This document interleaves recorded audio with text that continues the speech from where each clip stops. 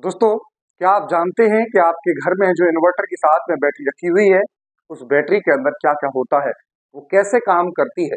तो दोस्तों, आज उसी बैटरी के बारे में डिस्कस करेंगे कि वो बैटरी किस प्रकार काम करती है। तो देखिए जरा ध्यान से, उस बैटरी को लेड एसिड बैटरी यानी कि सीसा संचायक सेल के नाम से जानते हैं। किसके नाम से जानते हैं दोस्तों? सीसा संचायक सेल या सीसा संचायक बैटरी के नाम से जानते हैं। अब ये जो बैटरी है, हम बैटरियों के बारे में पहले लास्ट क्लास में डिस्कस कर चुके हैं कि जो बैटरी होती है वो दो प्रकार की होती है। एक होती है प्राथमिक बैटरी और एक होती है द्वितीयक बैटरी। तो दोस्तों, आपको ये पता होगा कि प्राथमिक बैटरी वो होती हैं जो पुनः आवेशित नहीं होती, जिनको चार्ज नहीं किया जाता, और द्वितीयक बैटरी वो होती हैं जिन्हें पुनः आवेशित किया जाता है। तो आपको इसके बारे में तो पता ही है कि बैटरी प्राथमिक बैटरी होगी या द्वितीयक होगी। तो कौन सी बैटरी होगी दोस्तों? ये द्वितीयक बैटरी। क्यों? क्योंकि आप जानते हैं कि यह पुनः आवेशित हो जाती है, इसलिए ये कैसी बैटरी है? द्वितीयक बैटरी है। तो इसके बारे में पहली बात आपको पता चली कि यह एक द्वितीयक बैटरी है जो पुनः आवेशित की जा सकती है, जो पुनः चार्ज की जा सकती है। अब इसमें फिर वही, जैसे ही मैंने कहा कि बैटरी का आपको पढ़ना है, तो सबसे पहले आप उसमें वही पता करिए कैथोड क्या है, दूसरा एनोड क्या है, और उसमें क्या लवण भरा हुआ है। तो ये दो तीन चीजें आपको पहले सबसे पहले पता करनी होती है कि उस बैटरी के अंदर क्या क्या होते हैं। जैसे आपने देखी होगी इस प्रकार की बैटरी, तो इस बैटरी के अंदर कई 6-7 रॉड होती है अलग अलग। तो उन रॉडों को कुछ इस तरह से अलग से चित्रों में दिखाया गया है। प्लेट वाइज प्लेट इस तरीके से लगी होती है। एक नेगेटिव प्लेट होती है और एक पॉजिटिव प्लेट होती है। यहाँ पे जो पॉजिटिव प्लेट है वो कैथोड है, नेगेटिव प्लेट है वो क्या है? एनोड है। अब इस एनोड और कैथोड पे है क्या? वो किसका बना हुआ है? तो एनोड और कैथोड जो बना हुआ है, ये देखिए ध्यान से, तो एनोड और कैथोड जो बना हुआ है, पीबी की प्लेट है। एनोड पर क्या है? पीबी, लेड की प्लेट, ठीक है। और कैथोड पे क्या हुआ है? PbO2 की प्लेट है, PbO2 के साथ मिक्स हुआ है। तो क्या क्या है एनोड पर? पीबी, और कैथोड पे क्या है? PbO2। और लवण क्या भरा हुआ है? Sulphuric acid. तो क्या भरा हुआ है इसमें? लवण की जगह अम्ल भरा हुआ है। लवण की जगह पे क्या इलेक्ट्रोलाइट है? अम्ल।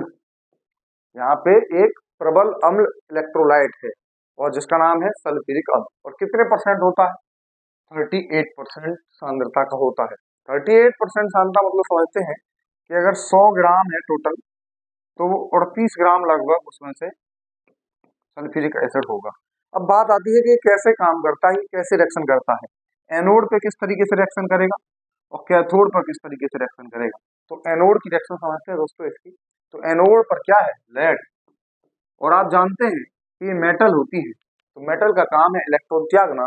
तो इलेक्ट्रॉन त्यागेगी एनोड पर, और यही ऑक्सीकरण होता है, Pb2 प्लस प्लस 2 इलेक्ट्रॉन।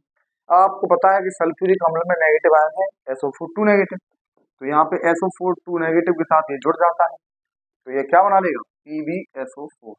तो क्या आपकी समझ में आया क्या कहा हमने कि जो Pb है और वो SO4 नेगेटिव के साथ में एनोड पर इस तरीके से रहता है, और Pb इलेक्ट्रॉन त्यागेगा तो Pb2 प्लस बना लेगा, प्लस Pb2 प्लस किसके साथ जुड़ जाएगा? SO4 नेगेटिव के साथ। तो ये प्लस 2 इलेक्ट्रॉन जुड़ के क्या बन जाएगा? PbSO4। एक बार फिर से समझिए हम क्या कह रहे हैं। देखिए ध्यान से कि एनोड पर क्या होता है? एक तो Pb की छड़ है प्लस SO4 नेगेटिव है। अब ये Pb इलेक्ट्रॉन त्यागेगा, तो ये 2 इलेक्ट्रॉन त्याग दिए, बचा क्या? Pb2 plus. अब ये Pb2 प्लस क्या हो रहा है? इसके साथ में जुड़ जाएगा, तो क्या बना लेगा? PbSO4। ये एनोड की एक सिंपल सी रिएक्शन है। देखो आसानी समझ में आ रही होगी आपके, ये एनोड की सिंपल रिएक्शन है। इस बार कैथोड की बात करते हैं। कैथोड पे क्या है? PbO2। इस पर हो रहा है अपचय। तो कैसे होगा? फिर वो सल्फेट तो है ही वहां पे, और सल्फेट के साथ में यहाँ पे क्या है? सल्फ्यूरिक अम्ल का H+। अब ये इलेक्ट्रॉन गेन करेगा, और आप जानते हैं कि H+ इलेक्ट्रॉन गेन करेगा। लास्ट क्लास में बताया था कि H+ इलेक्ट्रॉन गेन करेगा तो क्या बनाता है? हाइड्रोजन। देखिए सिंगल हाइड्रोजन रहता नहीं है, H2 की फॉर्म में पाया जाता है, तो क्या बनेगी? Hydrogen gas. अभी लेड ऑक्साइड के साथ में PbO2 के साथ में हाइड्रोजन क्रिया करेगा, तो यहाँ से क्या बना लेगा? H2O, और लेड को अलग कर देगा, और ये लेड इलेक्ट्रॉन त्याग कर इसके साथ जुड़ जाएगा, तो फिर से वही PbSO4 प्लस H2O प्लस और क्या बना, ये H2 बना, PbSO4 बना, बस यही बना।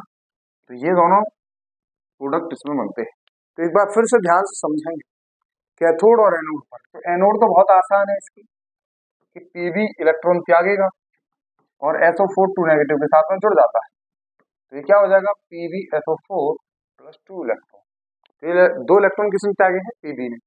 इसके बाद कैथोड की इसकी रिएक्शन देखें तो कैथोड की रिएक्शन इसमें कुछ भी नहीं है, बस PbO2 ध्यान रखना है, इसमें PbO2 है, सल्फ्यूरिक एसिड का SO4 प्लस H प्लस। अब इलेक्ट्रॉन गेन करने हैं तो कौन इलेक्ट्रॉन गेन करेगा, H प्लस। अब ये इलेक्ट्रॉन गेन करेगा तो क्या बना देगा, H2। ये आपको कई बार पढ़ा चुके हैं ये रिएक्शन। और ये H2 इससे क्रिया करेगा तो अपचयन करेगा इसका, और कैथोड पर अपचयन ही तो होता है, तो इसका अपचयन करेगा तो यहाँ से H2 बन जाएगा। ये Pb इस SO4 के साथ जुड़ जाएगा, PbSO4 प्लस H2। तो ये कैथोड पे होने वाली रिएक्शन है।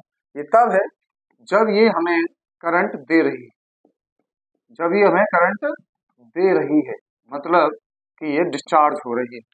लेकिन जैसे आवेशन के दौरान, आवेशन के दौरान क्या होता है, मतलब दोबारा इसे पुनः रिचार्ज करेंगे तो कुछ नहीं, इनको बस पलट के लिख दें कि ये जो PbSO4 बन गया है, हमें इलेक्ट्रॉन देते समय में, करंट देते समय, वो फिर से इलेक्ट्रॉन लेकर इन्हीं आयनों में टूट जाता है, और इसी प्रकार से ये रिएक्शन चलती रहती है लगातार।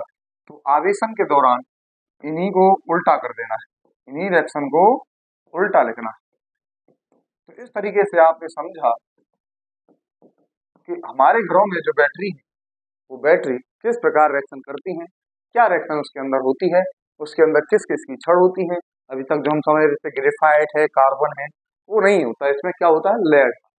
तो लेड मतलब सीसा संचायक बैटरी के नाम से इसको भी जानते हैं। तो आज के लेक्चर के लिए इतना काफी है। दोस्तों नेक्स्ट क्लास के अंदर हम जो बात करेंगे उस सेल का नाम है ईंधन सेल, बहुत ही महत्वपूर्ण है, तो देखिएगा नेक्स्ट क्लास के अंदर ईंधन सेल को। Thank you.